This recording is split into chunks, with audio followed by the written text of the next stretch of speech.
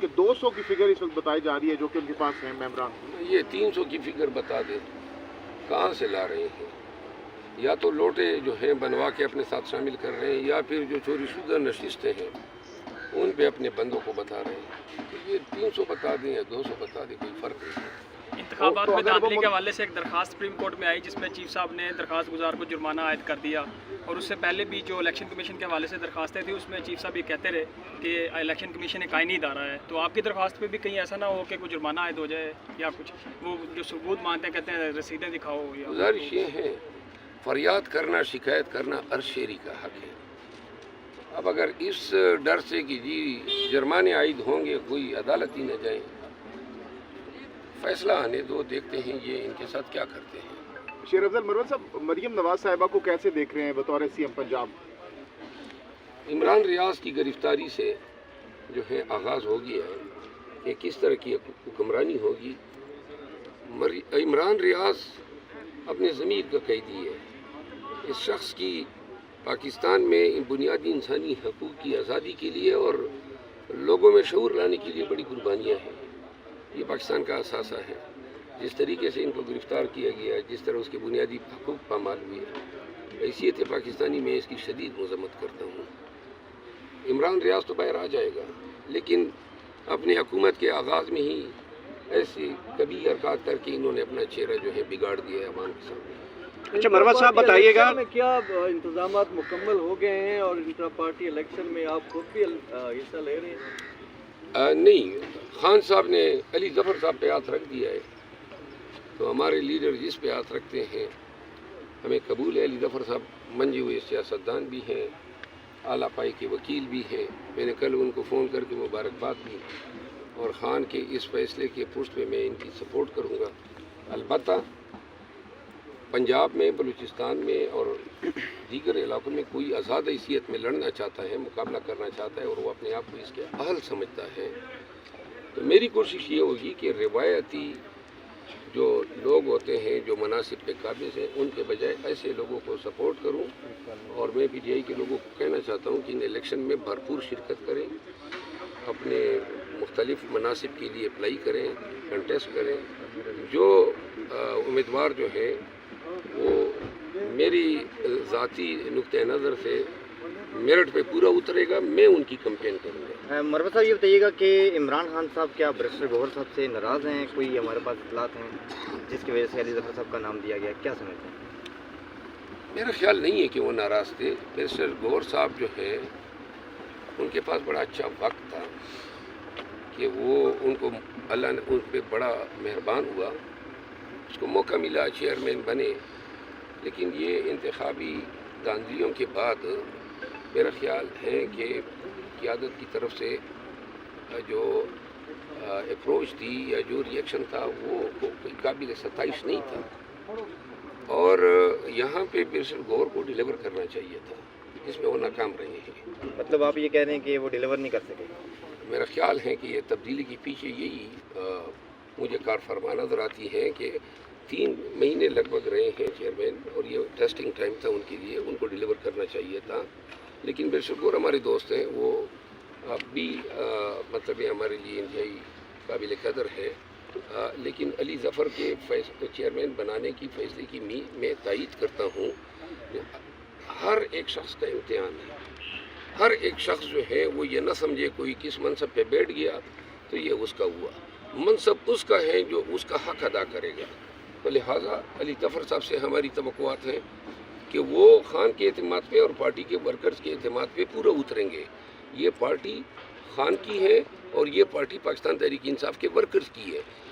ہم اعمال جو ہوں گے وہ ورکر کی ریکمنڈیشن کے تابع ہیں، کیونکہ یہی ورکر ہیں جنہوں نے مار کھائی، جنہوں نے لاٹھیاں کھائیں، جنہوں نے جیل کھائی. تو اس وجہ سے میں اس فیصلے کی تائید کرتا ہوں. اچھا مروت صاحب ایکٹیو ہیں تو عمران خان نے یہ نہیں سوچا کہ آپ کو چیئرمین شپ سے نوازا جائے اور آپ شاید پارٹی کے لیے کچھ کریں؟ میں پہلے سے ہی عمران خان کا چیئرمین ہوں اور پارٹی کے ورکر کا چیئرمین ہوں. مجھے کوئی ضرورت نہیں ہے، اور میں خان بھی اچھی طرح سمجھتا ہے میں آلریڈی بہت ہی اوور برڈن ہوں. اور میں نے خان کو خود گزارش کی تھی کہ میں ایسے مناسب میں نہ شوق رکھتا ہوں نہ دلچسپی رکھتا ہوں، اور باقی ہمارا کام ہے as a team work party کے چیئرمین کے ساتھ کام کرنا. تو میرے لیے جو بھی خان صاحب جس پہ بھی ہاتھ رکھتا ہے میرے لیے سر کا تاج ہے. نرول صاحب بتائیے گا کہ مریم نواز نے کہا ہے کہ میں 1 لاکھ گھر جو بناؤں گی، آگے 30 سال ان کو حکومت ملی ہے تو کوئی گھر نہیں بنایا، تو وہ کہہ رہی ہیں کہ میں نے 1 لاکھ گھر بنانا ہے. اس پوائنٹ آف ویو کیسے دیکھتے ہیں؟ بس پہلے تو اس نے میرا گھر بگاڑا ہے، گرایا ہے، شروعات میرے گھر سے ہی کر دیں. سر باورچی آپ کے کہاں سے ملے؟ کوئی مزید تحقیقات میں کچھ پتہ چل سکے؟ جی باورچی جو ہے وہ کل اسلام آباد ہائی کورٹ کے فاضل جج سردار اعجاز اسحاق خان نے حکم کیا کہ اگر باورچی کل تک گھر نہیں آتا ہے تو پھر حکام پیش ہوں گے. تو لہٰذا باورچی آ گیا، 2 جوڑے کپڑے بھی نئے خرید کے دیے ہیں، فروٹ بھی کھلایا ہے. اس نے بتایا کہ میرا بڑا خیال رکھا گیا ہے. تو جہاں پہ بھی رکھا تھا اس کی آنکھیں بند کی گئی تھی، پٹی باندھی گئی تھی، اور واپس بھی جب ڈراپ کیا گیا تو اسی طرح آنکھوں پہ پٹی باندھی. اچھا، ایک طرف نامزد وزیر اعلیٰ پنجاب خاتون جو ہیں وہ اجلاس بلا رہی ہیں، تمام جو ہے وہ اپنا منشور پیش کر رہی ہیں، اور دوسری طرف ایک وزیر اعلیٰ جو نامزد ہیں وہ اپنے مقدمے ختم کروانے کی کوشش کر رہے ہیں، ان پہ غداری کی دفعات ہیں. کیا کہیں گے اس پہ؟ یہ غداری، یہ دہشت گردیاں، جتنے الزامات پی ٹی آئی پہ لگے ہیں ان سب کی مثال خربوزے کی چھلکی کی طرح ہے. لوگ خربوزہ کھا لیتے ہیں، چھلکا پھینک لیتے ہیں. انہوں نے خربوزہ کھا لیا، ہمیں تکلیف میں مبتلا کر دیا. کیسز جو ہیں وہ چھلکوں کی مانند رہ گئے ہیں. سر بتائیے گا، آپ لوگوں نے انٹر پارٹی الیکشنز کا اعلان کیا ہے، پہلے ایس اکبر بابر جو ہے وہ آئے تھے یہاں پہ جس کی وجہ سے آپ سے بلہ چھینا گیا تھا. ابھی آپ کی پی ٹی آئی سیکریٹریٹ میں کوئی بندہ آیا ہے جو چیئرمین کا الیکشن کہتا ہو کہ میں نے لڑنا ہے پی ٹی آئی کے بیرسٹر علی ظفر کے خلاف؟ مجھے اس کا علم نہیں ہے. آپ جائیں سیکریٹریٹ سے انکوائر کر دیں، کیونکہ مجھے سپریم کورٹ آف پاکستان میں آرٹیکل 184(3) کے تحت صاحب دائر ہو گئی کہ نہیں ایک ریٹ پٹیشن. جی میں دوبارہ کر لیتا ہوں. بسم اللہ الرحمن الرحیم. آج میں نے سپریم کورٹ آف پاکستان میں آرٹیکل 184(3) کے تحت پٹیشن دائر کی ہے، جس کے ذریعے میں نے کمشنر راولپنڈی کے بیان پہ الیکشن کمیشن کی طرف سے جو انکوائری ہوئی ہے اس کو چیلنج کیا ہے، نمبر 1. نمبر 2، میں نے چیف الیکشن کمشنر اور ممبران کمیشن کی تقرری کو چیلنج کیا ہے، چونکہ قانون یہ کہتا ہے کہ کوئی بھی سول سرونٹ 2 سال ریٹائرمنٹ کے بعد ری امپلائی ہو سکتا ہے. تو چیف الیکشن کمشنر خود جسٹس اکرام اللہ خان یہ 6 مہینوں کے اندر جو ہے دوبارہ انہوں نے ری امپلائمنٹ حاصل کی. پھر ایک قانون یہ بھی ہے کہ جو پنشن لیتا ہو وہ سرکار سے دوسری تنخواہ نہیں لے گا. اور اسی طرح جو وکلاء لیے ہیں ڈائریکٹ، چونکہ الیکشن کمیشن آف پاکستان کو آزاد ہونا چاہیے، اس کی انڈیپینڈنٹ حیثیت ہونی چاہیے. الیکشن کمیشن کے اپنے جو ملازمین ہیں ان کو کبھی موقع نہیں دیا گیا.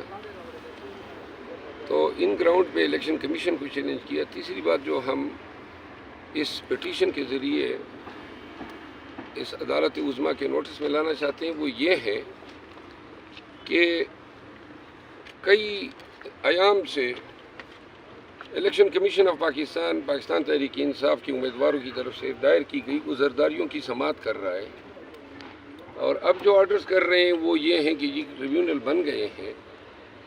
سیکشن 9 الیکشن ایکٹ 2017 کے تحت پروسیڈنگ جو الیکشن کمیشن کے سامنے ہے وہ انکویزیٹوریل ہے، یعنی انہوں نے اپنا ہی فارم 45 ہمارے فارم 45 کے ساتھ چیک کرنا تھا، جو اتنا بھی نہیں کیا گیا. اور ملک بھر میں وسیع پیمانے پہ نتائج میں دھاندلی کی گئی. پاکستان کی آئینی، قانونی، جمہوری اور سیاسی تاریخ کی اتنی بڑی چوری کبھی نہیں ہوئی ہے. اور اپنی اہمیت کے حوالے سے یہ کیس جو ہے وہ انتہائی اہم نوعیت کا ہے، جس میں بنیادی حقوق انوالو ہیں پاکستانیوں کے، حق ووٹ جو چوری کیا گیا ہے. تو لہٰذا سپریم کورٹ آف پاکستان کے سامنے ان گزارشات کے ساتھ میں نے آج پٹیشن دائر کی ہے. میں نے اس میں یہ بھی استدعا کی ہے کہ حکومت سازی کے عمل کو 28 فروری سے قبل جو ہے اس کو سٹے کیا جانا چاہیے، تاکہ اگر जेनुअन जो उम्मीदवारान हैं जो जीते हुए हैं उनकी मेंबरशिप रिस्टोर होती है तो पूरे ये जो लैंडस्केप है हुकूमत साजी का वो तब्दील होता है। हमने अपने तई बहैसियत सुप्रीम कोर्ट ऑफ पाकिस्तान के एक वकील के और बहैसियत मेंबर नेशनल असम्बली आर्टिकल 5 आइन के तहत ये मेरी एक ड्यूटी है कि मैं ऐसे सिग्निफिकेंस मामलात पे अपने फ़राइज़ अदा करूं, तो लिहाजा मैंने पटिशन आज दायर कर दी है। उम्मीद है कि जल्द ये बेंच के सामने मुकर्रर होगी। इसमें इंतहाई अहम नवीयत के मामलात मैंने उठाए हैं और जिस पे पाकिस्तान की सियासी और जमहूरी तकदीर जो है वो इन्हिसार करती है। उम्मीद है कि सुप्रीम कोर्ट ऑफ पाकिस्तान की मेरी इस्तदा तो ये है कि पूरी सुप्रीम कोर्ट इसको सुने, क्योंकि इससे अहम नवीयत का मुकदमा कभी आया ही नहीं है। अच्छा, शेर अफजल मरवत साहब, आज आपने सुप्रीम कोर्ट में पिटीशन दायर कर दी है। 28 फरवरी को आपने कहा जो हुकूमत बनने जा रही है, हुकूमत साजी होगी, उसको रोका जाए, ये मुतालबा किया गया आपकी जानिब से। तो क्या इस वक्त मुल्क अफोर्ड कर सकता है और कितना इसको मजीद लिंगर ऑन किया जा सकता है? क्योंकि अगर यहाँ से रोक दी जाती है तो फिर मामला तो बहुत आगे चले जाएंगे। नहीं, सुप्रीम कोर्ट सिर्फ इतने दौरानिए के लिए रोक दे कि जब तक ये इस मुकदमे को फैसला कर ले। अब बड़ा आसान सा है, जो कमिश्नर रावलपिंडी का बयान है, इसके बाद उसके तासुर को ज़ाहिर करने के लिए DRO से बयान दिलवाए गए, फिर उसको मजबूर करके दूसरा बयान दिलवाया गया। मुल्क में बहुत सारी सियासी शख्सियात ने, पार्टीज़ ने, बशमूल जमात इस्लामी, पीर पगाड़ा साहब, अचकजई साहब, इन सब ने इन इलेक्शन का जो है वो इनको रिग कहा है। तो लिहाजा ये इंतहाई संगीन नवीयत के इल्ज़ामात हैं उन DROs के ख़िलाफ़, उन ROs के ख़िलाफ़, इलेक्शन कमीशन के ख़िलाफ़। इनकी तहकीकात तो होनी चाहिए ना। अब तहकीकात का भी हक़ नहीं है। और जो उन्होंने फार्म 47 बनता है फार्म 45 की बुनियाद पे, आज तक एक फार्म 45 नून वाले, पीपल पार्टी वाले, MQM वाले मीडिया के सामने नहीं ला सके कि जी ये हमारे फार्म 45 है। और हम अपने सारे फार्म 45 भी लाए हैं, दीगर आज़ाद उम्मीदवारान की भी लाए हैं, पॉलिटिकल पार्टीज़ की भी लाए, एक ही हल्के में।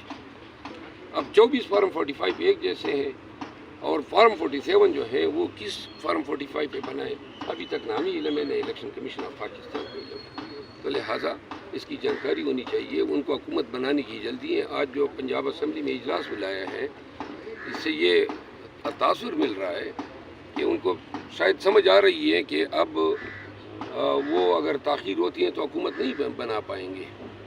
तो लिहाजा ये इंतहाई अहम नवीयत का मुकदमा है और शायद चंद एक ऐसे मुकदमे और भी आज दायर हो रहे हैं। इन सबको यकजा करके सुप्रीम कोर्ट ऑफ पाकिस्तान से इल्तिजा है कि इसको सुने।